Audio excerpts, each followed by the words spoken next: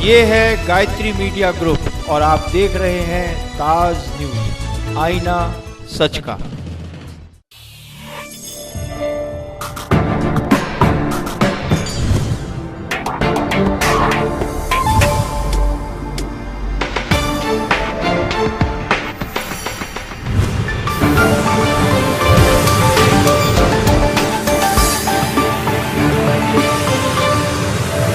नमस्कार, ताज न्यूज के इस बुलेटिन में आप सभी का स्वागत है। मैं हूं आशिया खान। खबरों की शुरुआत करते हैं सुर्खियों के साथ।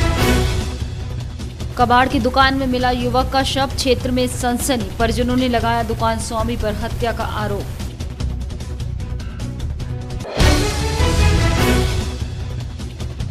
रेल बजट में आगरा मंडल को नहीं मिला कोई तोहफा, पिछली योजनाओं से ही कर लिया मन को संतुष्ट।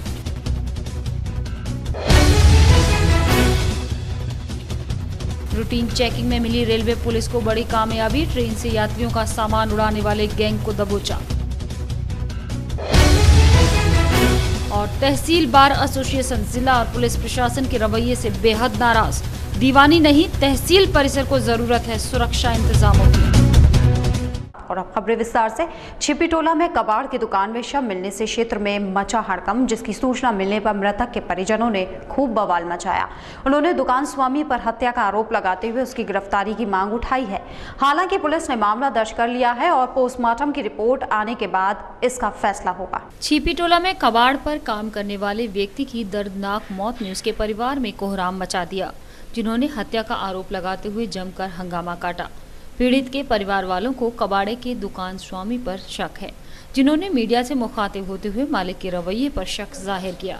दरअसल उनका कहना है कि पास में निवास होने के चलते परिवार के लोग अक्सर वहां से गुजरते रहते हैं, जिन्होंने उन्हें काम करते देखा, मगर अचानक मौत की जानकारी मिलते ही उनके होश उड़ गए।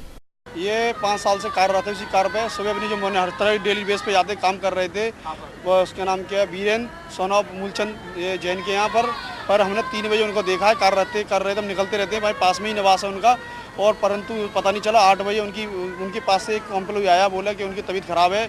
और हम जब हम पहुँचे वहाँ पर तो वहाँ कोई नहीं मिला। हमें सब एसएन मेडिकल कॉलेज के बाहर सब पड़ा था। वहाँ के लोग जो चश्मे गवाह थे वो बता रहे थे 5-6 घंटे सब पड़ा हुआ है, यहाँ कोई नहीं देख रेख में, लावारिस की तरह। और वो लोग हत्या करके हमारे भाई की वो वहाँ से फरार हो गए हैं। और पुलिस ने कोई कार्रवाई करते हुए एक वो उसके नाम एफआईआर दर्ज कर ली है, परंतु उन लोगों को ना ही पूछताछ करके नहीं बुलाया, ना उनके एम्प्लॉइयों को पूछताछ बुलाया। हम जैसे काम पे से आए तो हमें खबर मिलती है 8 बजे कि कोई आदमी आता है वहाँ से 8 बजे कि तुम्हारे चाचा उधर भर्ती है। तो हम देखने जाते हैं तो वहाँ बाहर बॉडी मिलती है उनकी। गौरतलब है कि ये घटना 25/26 की मध्य के बाद की है, जिसमें पुलिस को आशंका है कि सिर में गाटर लगने से मौत हुई है, पर गाटर लगा कैसे ये जांच का विषय है। हालांकि शव को पोस्टमार्टम के लिए भेज दिया गया है, लेकिन मृतक के परिजन संजय की हत्या का आरोप लगाते हुए कार्रवाई की मांग कर रहे हैं। मेडिकल छात्र के साथ हुई मारपीट से जूनियर डॉक्टर्स का चढ़ गया पारा, जिन्होंने कार्रवाई की मांग को लेकर खूब हंगामा काटा। भारी संख्या में मेडिकल छात्रों का हुजूम थाना हरि पर्वत पहुंच गया। घटना को अंजाम देने वाले लोगों के खिलाफ कानूनी कार्रवाई करने की मांग उठाई गई। संजय प्लेस में किसी काम से गए मेडिकल छात्र को मामूली सी बात पर कुछ युवकों ने धुन दिया। मारपीट का शिकार छात्र की आपबीती सुनते ही साथी छात्रों का पारा 7वें आसमान पर पहुंच गया, जिन्होंने कार्रवाई के लिए थाना हरि पर्वत पर जमकर हंगामा किया। एक एक कर मेडिकल के दर्जनों छात्र थाने पर पहुंच गए और कार्रवाई की मांग को लेकर उन्होंने थाने का घेराव कर लिया। जूनियर डॉक्टर्स की इस हरकत से हालांकि पुलिस भी सख्ती में आ गई, जिसने बमुश्किल उन्हें समझा बुझा कर शांत करा पाया। रूटीन चेकिंग के दौरान रेलवे पुलिस के हाथ लगी एक बड़ी सफलता, जिसने ट्रेनों में से अटैची और कीमती सामान उड़ाने वाले गैंग को धर दबोचा। रेलवे स्टेशन थाना फोर्ट के प्रभारी निरीक्षक ब्रजमोहन और उनकी टीम की चौकसी के चलते जिन्हें प्लेटफॉर्म नंबर 2 से गिरफ्तार कर लिया गया। एसपी रेलवे गोपेश नाथ खन्ना ने पुलिस टीम को सराहनीय कार्य करने के लिए शाबाशी दी है। रेलवे थाना फोर्ट पर उस समय जीआरपी की बाछें खिल उठी, जब पुलिस ने 4 संदिग्ध लोगों को धर दबोचा। पुलिस ने मुखबिर की सूचना पर जिन्हें गिरफ्तार कर लिया। जीआरपी की माने तो उसकी गिरफ्त में आए रमेश, जयपाल, बॉबी और पप्पन शातिर किस्म के अपराधी हैं, जो आए दिन रेल और दूसरे वाहनों से अटैची और अन्य कीमती सामान पार कर फरार हो जाते हैं। पुलिस के मुताबिक इनके कब्जे से चोरी के सामान के अलावा 600 ग्राम नशीला पाउडर भी बरामद किया गया है। पुलिस अधीक्षक रेलवे महोदय के द्वारा श्री गोपेश नाथ खन्ना महोदय ने आदेश दिया था कि सक्रिय जो गैंग हैं जो रेलवे में चोरी वगैरह करते हैं, इनके विरुद्ध सक्रिय अभियान चलाया जाए। इसके तहत चेकिंग हो रही थी, प्लेटफार्म नंबर 2 पे हम कर रहे थे। उसी समय मुखबिर से सूचना मिली कि 4 लोग जो हैं प्लेटफार्म नंबर 4 पर जहाँ नया पुल बनना है उसके पास जो है खड़े हुए हैं और वो संदिग्ध अवस्था में है। गौरतलब है कि पकड़े गए चोर बेहद शातिर किस्म के हैं, जिन्होंने पहले भी कई संगीन वारदातों को अंजाम दिया है। इनके कब्जे से पिछली चोरियों के सामान के अलावा नकद 12,000 रुपये बरामद हुए। रेलवे पुलिस के सुपरिंटेंडेंट गोपेश नाथ खन्ना ने सफलता पाने वाली टीम को नकद पुरस्कार देने की घोषणा की है, जिनके निर्देश पर गठित ये टीम इस विशेष अभियान पर काम कर रही थी। रेल बजट के पारित होने के बाद मंडलीय रेल प्रबंधक हुए मीडिया से मुखातिब, जिन्होंने मौजूदा बजट के अलावा आगरा मंडल में पहले से ही शुरू किए उल्लेखनीय कार्यों का हवाला दिया। उन्होंने नई साल में नई सेवाओं और सुविधाओं को बताते हुए आगरा मंडल के महत्वपूर्ण और प्रगतिशील कामों की जानकारी देते हुए यात्रियों की विशेष सुविधा का ख्याल रखने का संकल्प दोहराया। देश के रेल मंत्री सुरेश प्रभु ने बेशक सारे देश के लिए कुछ न कुछ बातें अपने बजट में समाहित की हों, लेकिन आगरा के लिए उनकी झोली से कुछ भी नहीं निकला, जिसको लेकर आगरा मंडल की जनता काफी उत्साहित थी। लेकिन बाद से आगरा मंडल का रेल विभाग पहले से विभागीय गुणगान की तैयारी कर चुका था, जिसने बजट अभिभाषण के ठीक बाद अपनी प्रेस ब्रीफिंग की और रेल मंत्रालय द्वारा आगरा जनपद में शुरू किए नए वर्ष के तमाम कामों को गिनाया। डीआरएम ने बताते हुए कहा कि दर्जनों योजनाओं को आगरा के विकास के लिहाज से पहले ही शुरू किया जा चुका है, इसलिए आगरा को निराश होने की जरूरत नहीं है। तकनीकी तो ऑलरेडी उपलब्ध है। जैसे एक समय रिजर्व टिकट के मामले में भी लंबी भीड़ें लगती थी, आज जगह जगह पर रिजर्वेशन ऑफिस खुल गए हैं, इंटरनेट से रिजर्वेशन हो रहा है, बहुत बड़ी सहूलियत हो गई है। तो यही चीज़ को अनरिजर्व टिकटिंग को भी उसी दिशा में आगे बढ़ाया गया है।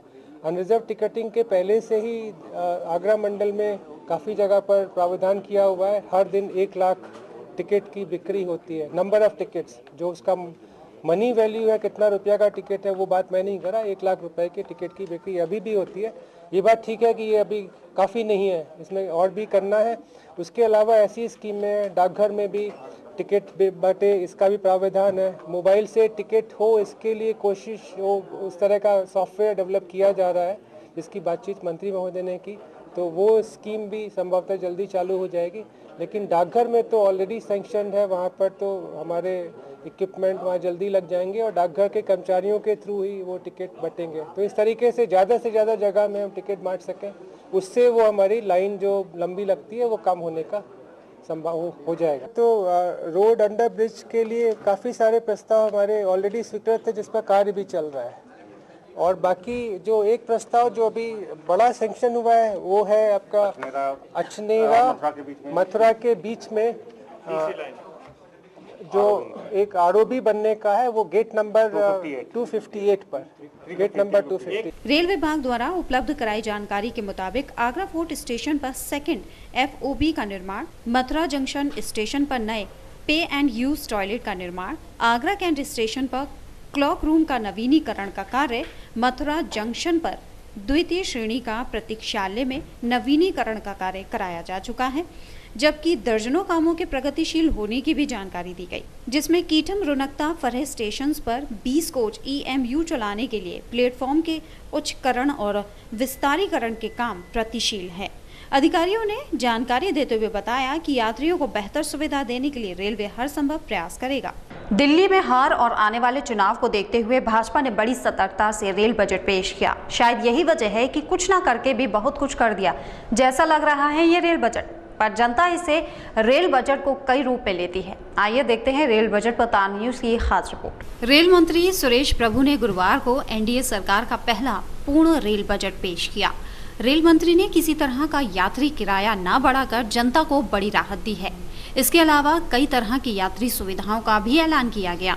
आया है जो उसके अंदर अभी नई फैसिलिटी जैसे दी गई हैं, स्मार्टफोन पर बुकिंग करना, उसके बाद महिलाओं की सुरक्षा के लिए कैमरे जो लगाए जा रहे हैं वो बहुत ज़रूरी थे, क्योंकि महिलाओं की सेफ्टी के लिए बहुत ज़रूरी था। महिला मैक्सिमम उसमें क्या है, आम जनता में जेंट्स उसमें जा रहे हैं, महिलाओं को जगह नहीं मिलती थी, और कैमरे लग जाएंगे तो सेफ्टी बढ़ जाएगी। उसमें महिला पुलिसकर्मी होगी तो वो भी बहुत ज़रूरी है, क्योंकि ज़्यादातर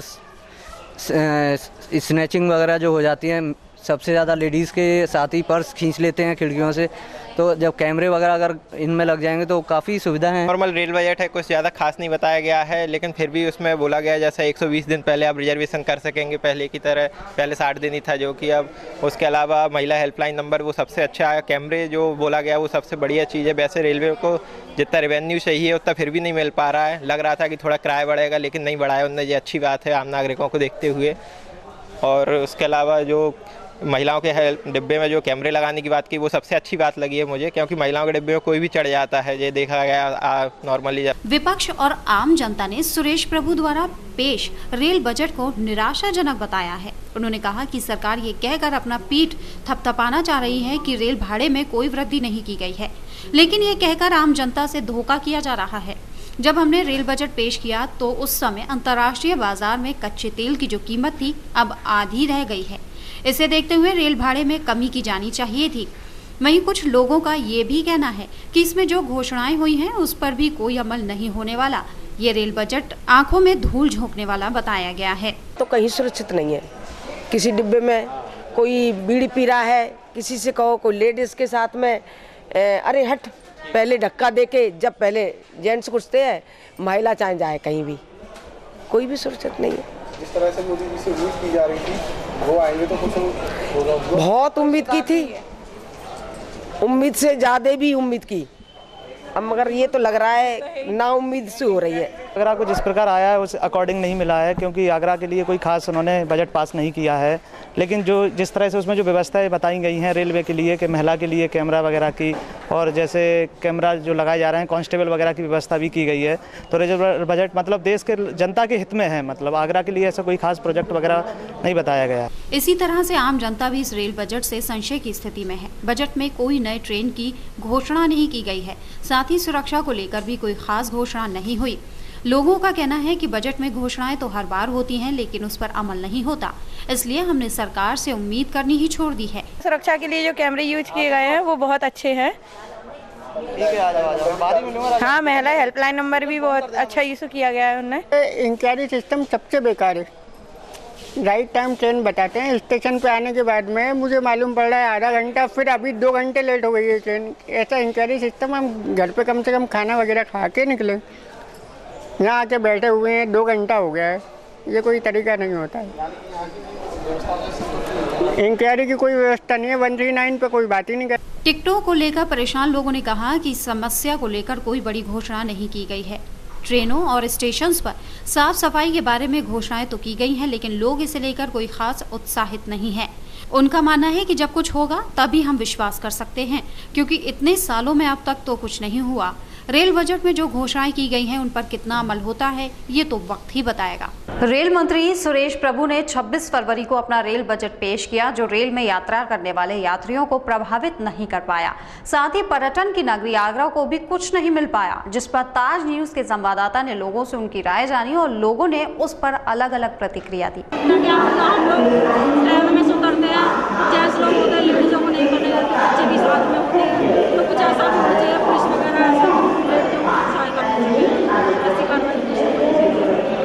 इस बार रेल बजट पास हुआ है, इसमें किराया ना बढ़ाया गया है ना घटाया, मतलब कम किया गया है।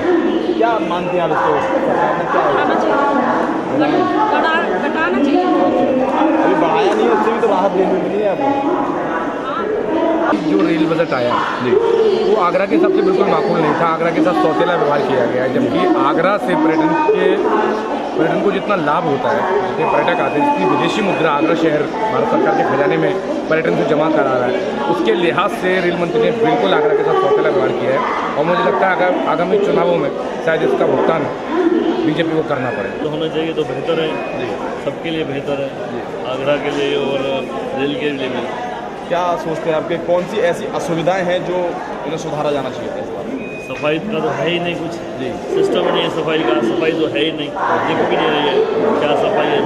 सिस्टम में खाली टिकट बढ़ाते जा रहे हैं, टिकट बढ़ाते जा रहे हैं, बाकी सुविधा कुछ नहीं है। ट्रेनों की बात करें तो उनमें क्या सुविधा मिलती है खाने से लेकर या बैठने से? खाने के लिए पहले तो ढंग की चाय नहीं मिलती है, जो हमारा नशा बराबर नहीं होता है, इतना सफ़र करते हैं उसमें चाय नहीं मिलती है। और दूसरा नंबर पानी, तो 2 नंबर पानी सील खुले हुए मिलते हैं, और बाकी तो देख लो आप, सबको मालूम है। सबसे पहले तो जो रेलवे का टाइम है, शेड्यूल जो है, ट्रेन चलाते हैं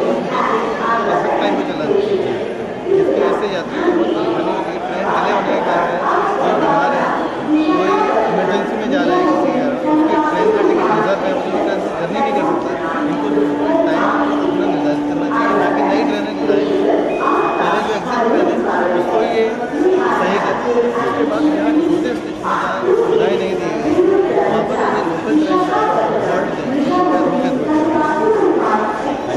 ट्रेन रायपुर से आ रहे हैं, आपने ट्रेन में सफ़र करके आ रहे हैं, आपको क्या लगा कि किन सुविधाओं को और बढ़ा देना चाहिए ये रेलवे को? यात्री सुविधाओं को पूरे बढ़ा देते, लेटरिन बाथरूम गंदगी ज़्यादा है तो विशेष ध्यान दीजिएगा। आप क्या समझते हैं कि यात्री होने वाले कि किन सुविधाओं को मिलना चाहिए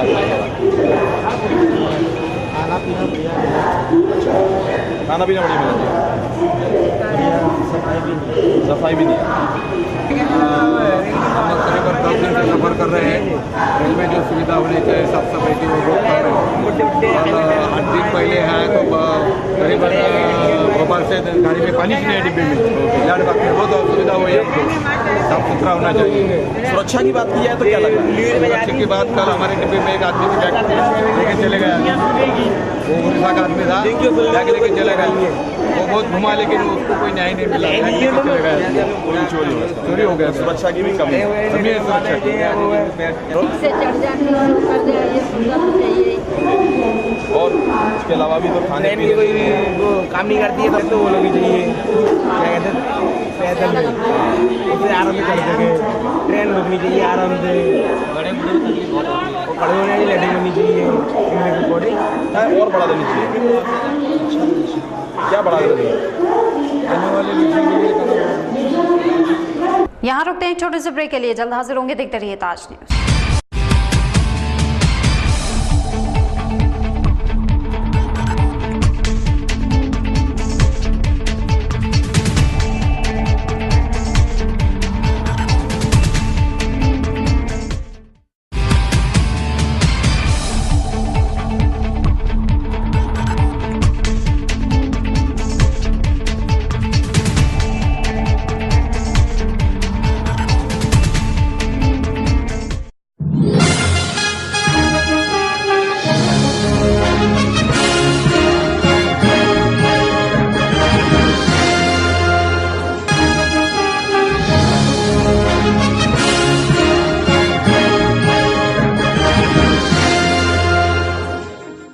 नंदिनी ग्रुप का एक और कदम, नंदिनी स्टेट।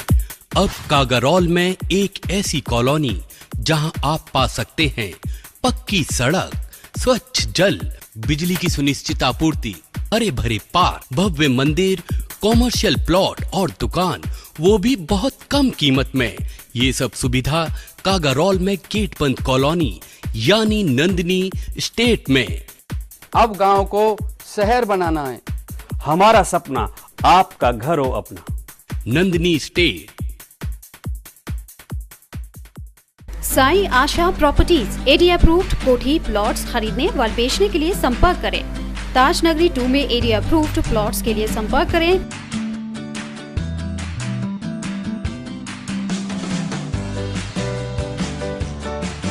पवन Goyal, Sai Asha properties, shop number 56, सोफुडा रोड, एडी height, crossing Taj Nagari 2, Agra. Mobile number 9719000022।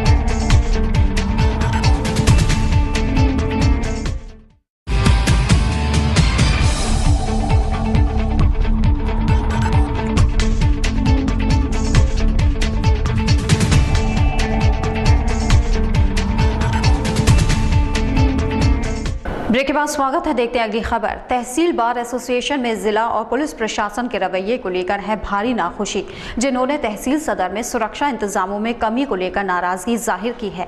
वकीलों के मुताबिक दीवानी में तो अफसर DFMD लगवाने की तैयारी कर रहे हैं। उनका कहना है कि सुरक्षा इंतजामों की वहां से ज्यादा जरूरत तहसील परिसर में है, जहां आए दिन चोरी और लूट जैसी घटनाएं घट रही हैं। बीते दिनों दीवानी की सुरक्षा व्यवस्था को लेकर मीडिया में दिए गए अपने बयान को लेकर जिला और पुलिस प्रशासन तहसील के वकीलों के निशाने पर है, जहां के अधिवक्ताओं में उसके खिलाफ भारी नाराजगी है।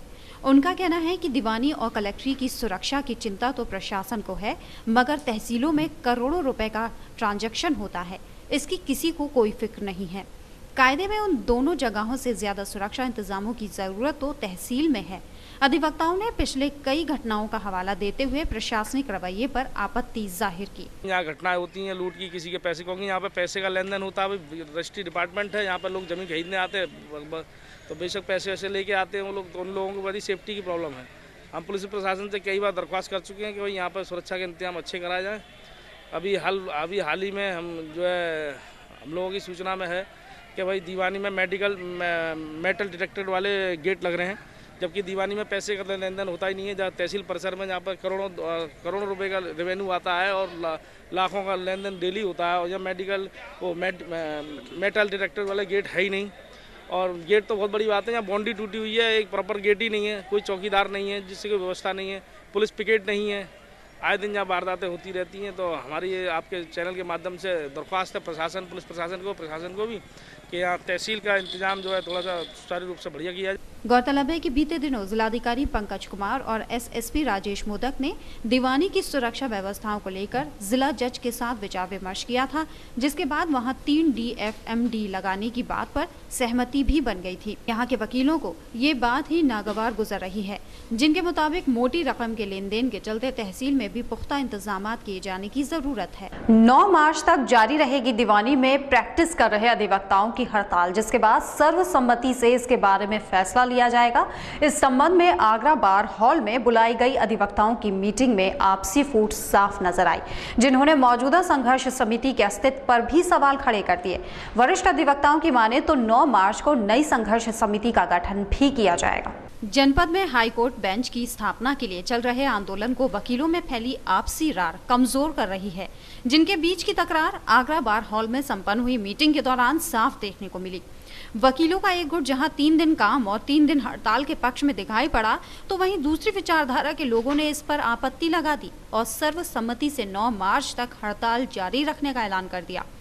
देखिए, वर्तमान संघर्ष समिति का मैं सचिव हूं और आज बैठक 12 बजे बुलाई गई थी। लगातार पिछले 1 माह से हमारे जनरल हाउस की बैठक हो रही है। उस जनरल बैठक से पहले भी, हाउस से पहले भी 17 जनवरी को हमने जनप्रतिनिधियों और सांसदों और अधिवक्ताओं की एक संयुक्त बैठक बुलाई थी। उसमें ये प्रस्ताव आया था कि दिल्ली मार्च होनी चाहिए और ख़ासतौर से पैदल मार्च होनी चाहिए। आज की जो बैठक हुई है, एक संघर्ष समिति की तरफ से प्रस्ताव रखा गया था कि हम जो है 3 दिन काम करें और 3 दिन जो है हड़ताल पे रहें। लेकिन जो संघर्ष समिति का प्रस्ताव था उसको बहुसम्मति से उसको निरस्त कर दिया और एक नया प्रस्ताव यहाँ जो रखा गया वो ये रखा गया कि हड़ताल जो है 9 तारीख तक रहेगी। इस दौरान वकीलों ने मौजूदा कमेटी के फैसलों पर सवाल उठाए और नई समिति गठित किए जाने की बात पर भी जोर दिया। सबकी सलाह के बाद 9 तारीख को नई संघर्ष समिति के गठन की तारीख भी मुकर्रर कर दी गई है। आज जो हमारी बैठक हुई उसमें संघर्ष समिति का जो प्रस्ताव है वो 3 दिन वर्क के लिए है। 3 दिन स्ट्राइक करेंगे और 3 दिन काम नहीं करेंगे। आज संघर्ष समिति की एक बैठक आहूत की गई थी, जिसमें कुछ विश्वसनीय लोग जो उनके ग्रुप में रहते, सिर्फ उन्हीं को बुलाया गया था। आम सदन को उन्होंने नहीं बुलाया था और पूर्ण बहुमत उनके पास नहीं था। उन्होंने ये प्रस्ताव पास किया था कि 3 दिन कार्य होगा और 3 दिन वह काम करेंगे। बहरहाल आगामी 9 मार्च को जो भी फैसला है, मगर एक लंबे अरसे से चला आ रहा खंडपीठ निर्माण के इस आंदोलन को वकीलों की आपसी गुटबाजी का एक बड़ा खामियाजा भुगतना पड़ रहा है, जिनके एक राय न होने से एक बार ये आंदोलन फिर से वर्षों पीछे सा पहुंच गया हुआ लगता है। रेल विभाग में निजीकरण को रोकने के लिए NFIR और INTUS के तत्वावधान में आगरा कैंट रेलवे स्टेशन पर रेल कर्मचारियों ने धरना दिया। साथ ही उनकी मांगों की सुनवाई न होने पर स्थिति में सत्याग्रह आंदोलन चलाने और रेल का चक्का जाम करने की चेतावनी दी गई। पूरे भारतवर्ष में और सभी राज्यों में ये सत्याग्रह FDI और PPP और NPS के विरोध चल रहा है, जिसमें हमारी रेलवे की 65 सूत्रीय मांगे NFIR के द्वारा जो हम लोगों ने उठाई थी, उनके पक्ष में हम लोग ये कर रहे हैं कि हमें वो मांगे पूरी की जाए। बिल्कुल लाभ मिलेगा। मजदूर शक्ति बहुत बड़ी शक्ति होती है। ये रेलवे की जो यूनियन है सबसे ताकतवर यूनियन है हिंदुस्तान की। अगर सरकार नहीं सुनेगी तो रेल के चक्के को जाम भी किया जाएगा, मजदूरों की समस्या किसी भी स्तर पर जाएगा बचाया जाएगा। ये जो विदेशी निवेश है, प्राइवेटाइजेशन है, इससे पहले आप एक उदाहरण हम देना चाहते हैं कि जो ब्रिटेन के अंदर रेलवे था उसको सरकार से पहले निजीकरण किया गया, परंतु वो सक्सेस नहीं हो पाया। फिर आज ब्रिटेन गवर्नमेंट या इंग्लैंड के अंदर उसको वापस सरकारी की जा रही है, निजीकरण खत्म किया जा रहा है। परंतु हमारे यहाँ ऐसी क्या जल्दी है कि हम उन लोगों की नीतियों को यहाँ पे लागू करने के लिए तैयार हैं। आज स्कूलों की पढ़ाई के नीचे नैतिक शिक्षा और संस्कार दबकर रह गए हैं, जिसके चलते हमारे देश की ज्यादातर युवा पीढ़ी अपने मार्ग से भटकती जा रही है। और इसी भटकती युवा पीढ़ी को मार्ग दिखाने के लिए स्कूली बच्चों ने कारगिल चौराहे पर प्यार का संदेश देते हुए एक नाटक का मंचन किया, जिसमें बच्चे और बड़ों को काफी कुछ सीखने को मिला। एक्चुअली सर, हमारे Saint Francis school Sikandra USN universal solidarity movement विश्व बंधुत्व आंदोलन का मेंबर है। हम इस आंदोलन को प्रसार करने के लिए इस कार्यक्रम को रखा हुआ है, जिसका नाम है प्रेम क्रांति। आज हम लोग देखते हैं कि लोगों में प्रेम की बहुत कमी है, तो हमारे माध्यम ये है कि सभी धर्म को जो लोग हैं वो एक साथ मिलबांट कर रहे हैं, जिससे कि हम एक ऐसे समाज का निर्माण कर सकें जिससे लोगों में संदेश जाए कि हमें प्रेम की भावना से रहना चाहिए, धर्म के आधार पर हमें लड़ाई नहीं करनी चाहिए। आज हम रोड शो कर रहे हैं ये बताने के लिए कि हम सारी कास्ट एक साथ रह सकते हैं, हम एक साथ भी रह सकते हैं। We want to communicate the society that it is love which ultimately triumphs, and if there is love, we will be able to work together and build up a society of love, and where everyone will be able to progress. आगामी सदन की बैठक में हो सकता है नगर निगम की सीमा का विस्तार। महापौर की अध्यक्षता में गठित की जाने वाली पार्षदों की कमेटी जिसका निर्णय लेगी।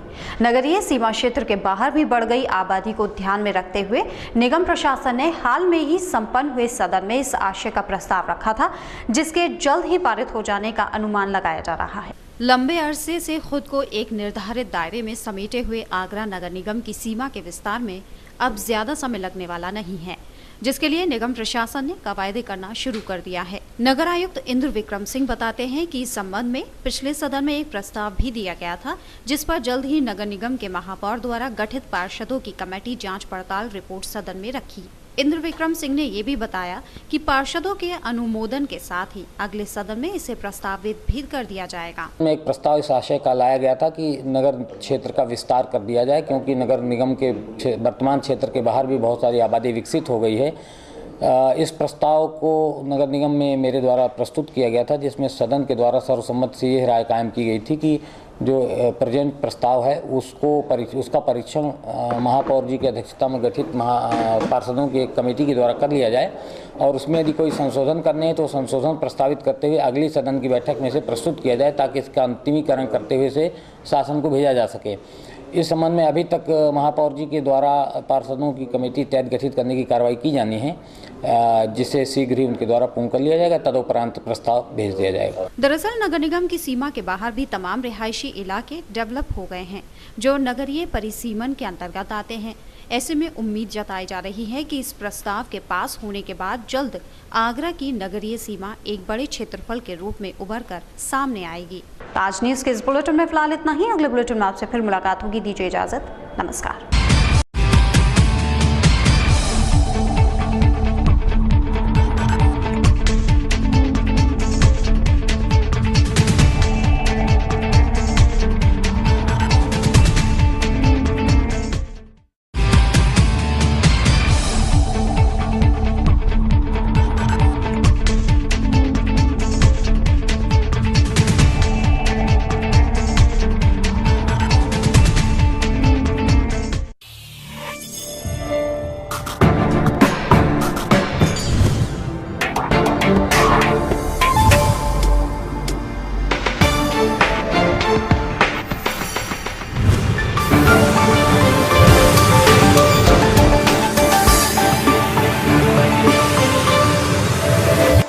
ये है गायत्री मीडिया ग्रुप और आप देख रहे हैं ताज न्यूज, आईना सच का।